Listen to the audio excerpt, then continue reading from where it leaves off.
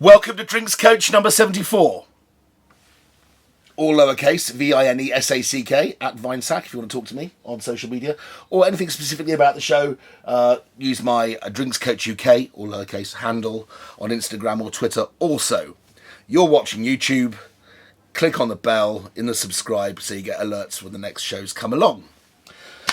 Again, lots of things been lying around the house which I think deserve a bit more attention. Some of them are really, really good. Some I don't know, and we're going to find out in due course. We've got what I think is the best canned wine brand that I've come across so far. Wine in a can is definitely here to stay. Aluminium's permanently recyclable. You can use it over and over again. Doesn't take anything like the same amount of heat as recycling glass, which is a sham. But what's tricky about that category is that there are some expensive wines in cans, which are being sort of packaged in cans for, storage reasons, but nothing else. But then you still have to pour them into a posh glass. Well, I think this shape of can, the sort of, for want of a better description, Red Bull shape of can, or gin and tonic can, screams to me of train drink. And if you're going to Ascot from Waterloo and you're in the queue of 100 people in their silly hats waiting at Marks and Spencer's on their way in, I think it stands to reason that you expect to be able to drink the wine straight out of the can. And I don't think a lot of people have put enough research into that. These guys, the Copper Crew, have. And I'm very impressed with their products. We'll come on to those in a minute. This is a drink we had on the show before. It's a Bloody Mary in a can.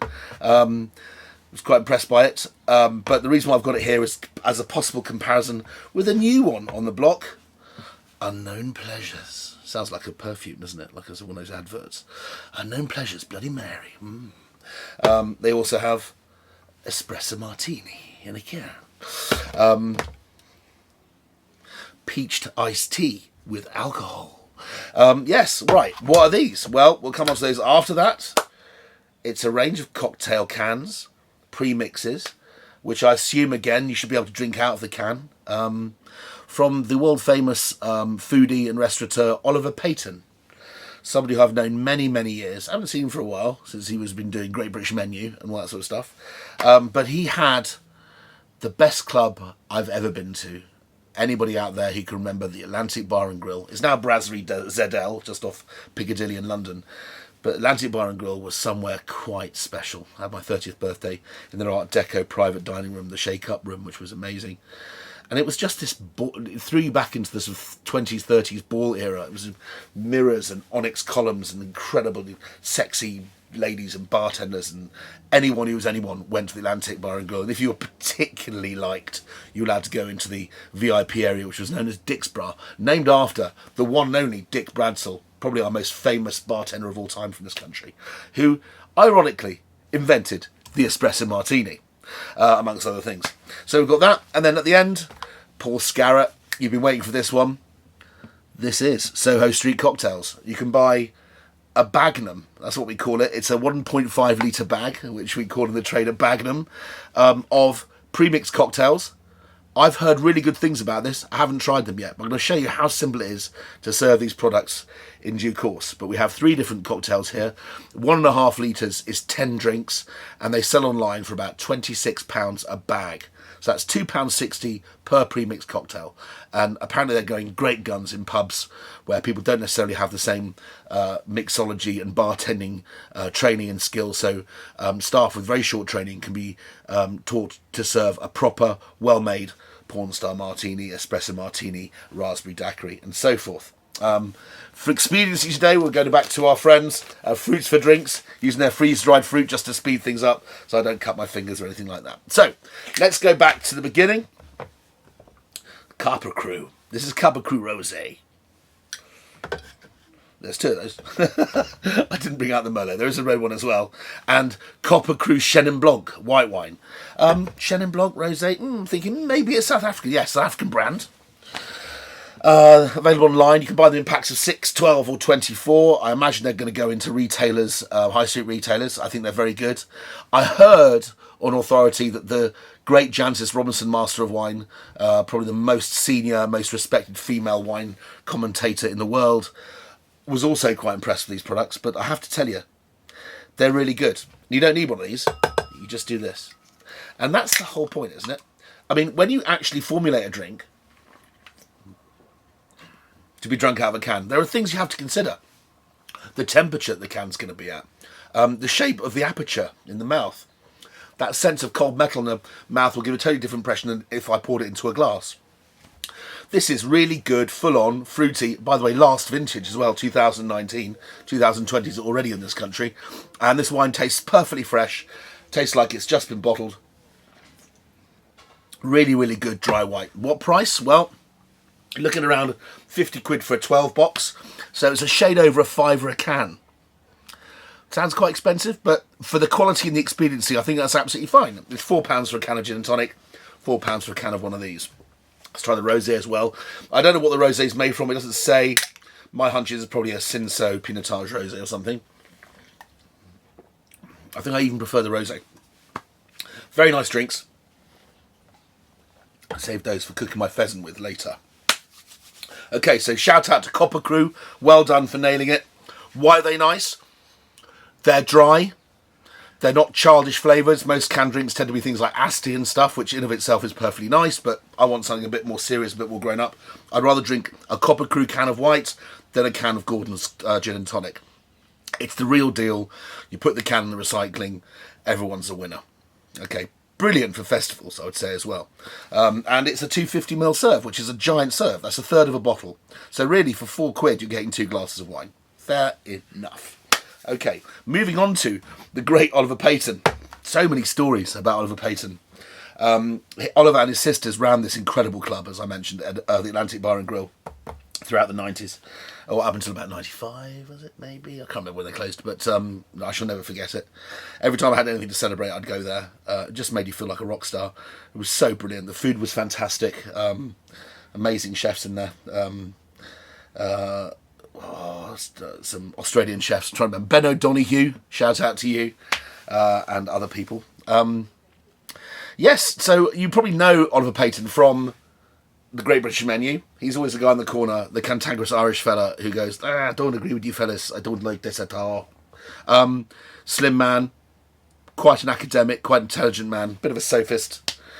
He used to have lovely art in the Atlantic Bar and Grill as well. It was just wall-to-wall Damien Hirsts, which is incredible. He partied hard during the 80s and 90s and drank and partied an awful lot, and I think he reined back on that almost completely, certainly for a decade or two. And so it's interesting that he should be bringing out a can of cocktail drinks, but maybe he's just fed up with the sweet tat that most of them are.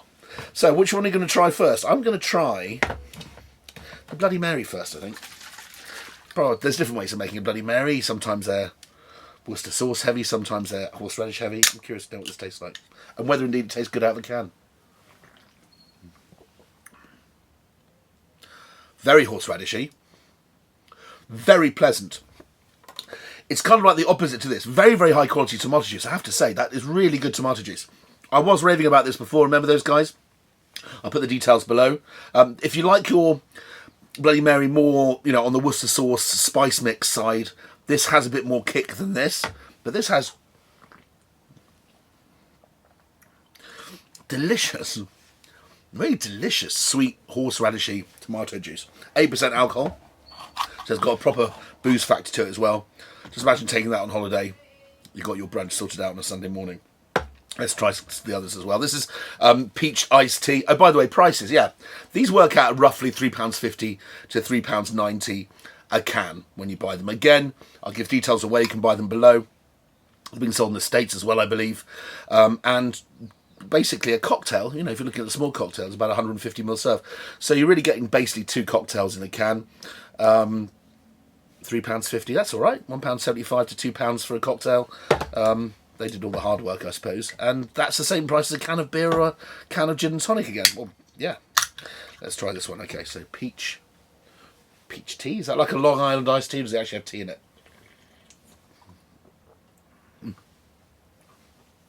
It's got proper black tea in it. Really good quality again. Oh. Proper, the peach doesn't taste artificial like so many peach drinks taste like Body Shop. This actually tastes like a Bellini. And there's good tannic, oolong or black tea in there.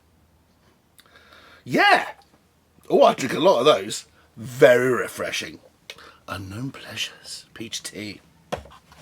Coming on to what is probably the most popular drink in this country, the espresso martini. Oh, dear me, I didn't expect that to happen. Right, okay. Let's pour a bit in a glass to start with. Give it a bit of a shake. I imagine you're supposed to shake it, and that's under compression, so I assume that's there to give it the head, because you're supposed to get a nice creamy Guinness head, aren't you?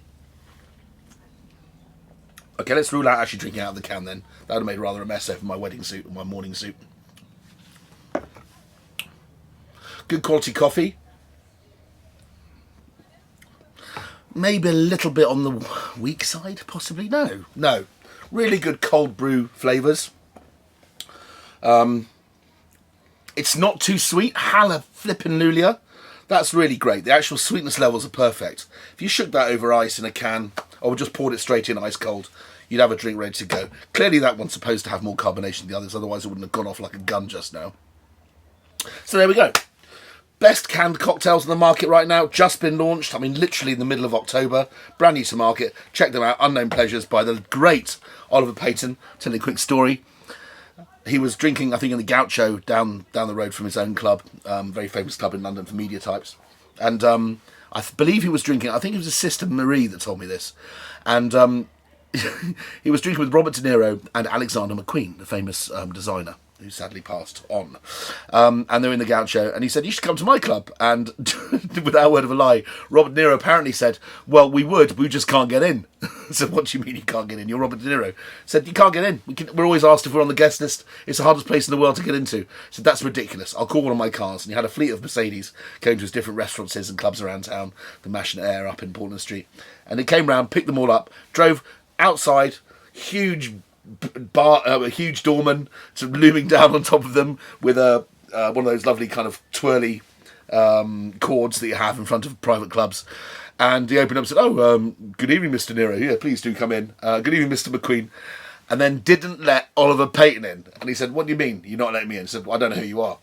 He said, I'm your employer. I own this club. And he said, the amount of times I hear that every night, jog on. Which was hilarious. And apparently Robert De Niro and Alexander McQueen just walked in as if nothing had happened and pretended they didn't know him, which is hilarious. They had to ring members of staff to let him into the club. I'm not sure that doorman had a job the next day. Right, let's show you how quickly I can make 3 very good cocktails using Paul Scarrett, my man, his new drinks. Soho Street Cocktails. Paul Scarrett's been in the business in all of the really big companies. He's been there. He's worked in Bibendum. He's worked for Constellation, the world's largest wine company. He's done it, seen it all. He's been a consultant, and this is his new baby. And I think the timing couldn't be better. So we've got 3 different cocktail tins here with ice in. So all I'm going to do is show you how to make them. This one is the espresso martini. I'm just going to pour about 150 mils of that into a cocktail shaker, and then give it a shook.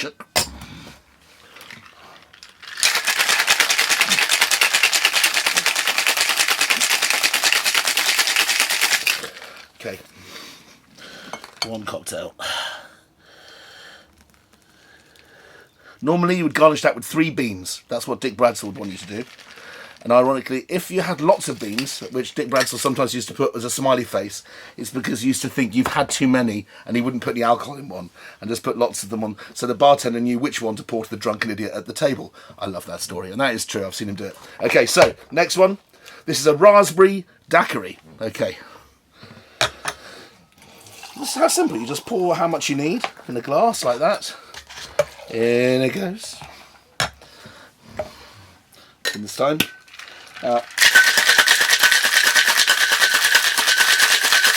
Right, there we are. I have some freeze-dried fruit for drinks raspberries ready in the bottom. Oh, what's a daisy? Wasn't perfect, was it? There we go. There we go. Perfect. Perfect enough, anyway. Okay. And then the last one. This is called the Passion Star Martini. Maybe it's not woke to call it the Porn Star Martini anymore.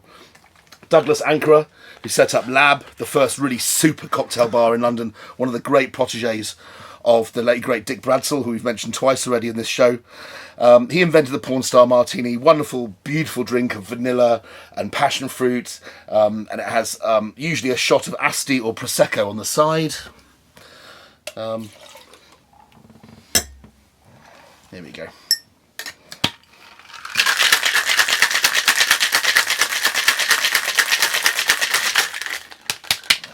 There we go. Let's see if I don't cock this one up. Ooh, there we go. There we are. We've got our cans of wine. Copper Crew, shout out. You heard it first. Honestly, it tastes better out of the can than it does out of the glass. And that's why it works for me. We have big shout out again to the bloody classic cocktail, but also to Oliver Peyton's brand new range of what seem to be absolutely delicious, very well thought out, not too sweet cocktails. Espresso martini, peach iced tea, and a wonderful Bloody Mary. I can't say fairer than that. Best canned Bloody Mary this side of the town. Okay, so let's try these. Looks good, doesn't it? Perfect. Tell it's cold brewed coffee. Good quality vodka.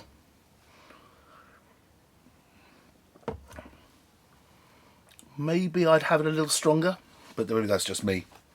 Not everyone's like me. Okay, raspberry daiquiri. Perfect. Lovely flavour of rum. You can taste a lovely, slightly aged white rum in there. Sufficiently punchy lime in there. Lovely flavour of fresh raspberries. Again, not too sweet. Perfectly balanced. Shakes the treat into a creamy foam. And finally, Porn Star Martini. Sorry, Passion Star Martini. That's the best. That's as good as Douglas Ankara's own brand. Fantastic. So, to recap on price, $24.99 for 6, $49.99 for 12, so it's about £4 a can. Here we're looking at £3.50 to £4 a can. I'll put a link in the below. And here it's $25.99 for 1.5 litres of high quality pre-mixed professional grade cocktails. See you next time.